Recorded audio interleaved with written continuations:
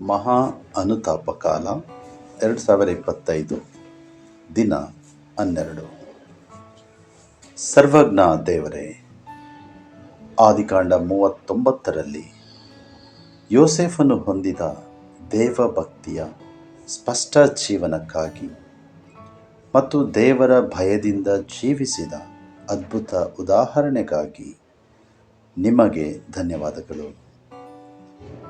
ನಮ್ಮನ್ನು ಪಾಪಕ್ಕೆ ಬೀಳಿಸುತ್ತಾ ಪಾಪ ಮಾಡಲು ಕಾರಣವಾಗಿರುವ ನನ್ನ ಕೆಟ್ಟ ಶತ್ರುವಾದ ನನ್ನ ಸ್ವಂತ ಕಲುಷಿತ ಹೃದಯ, ಇದನ್ನು ನಾನು ಎಷ್ಟು ಸುಲಭವಾಗಿ ಮರೆತು ಬಿಡುತ್ತೇನೆ. ದಯವಿಟ್ಟು ಈ ತಪಸ್ಸು ಕಾಲದಲ್ಲಿ ನನ್ನ ಆಂತರಿಕ ಜೀವನವು ಶುದ್ಧೀಕರಿಸಲ್ಪಟ್ಟು ಪಾಪದ ಮೇಲೆ ಮತ್ತು ಎಲ್ಲ ಶೋಧನೆಗಳ ಮೇಲೆ ಜಯ ಹೊಂದಿ ಜೀವಿಸುವುದಕ್ಕೆ ನನ್ನ ಹೃದಯವನ್ನು ಬಲಗೊಳಿಸಲು ನನಗೆ ಸಹಾಯ ಮಾಡು ಎಂದು ನಾನು ಪ್ರಾರ್ಥಿಸುತ್ತೇನೆ. ಆಮೆನ್.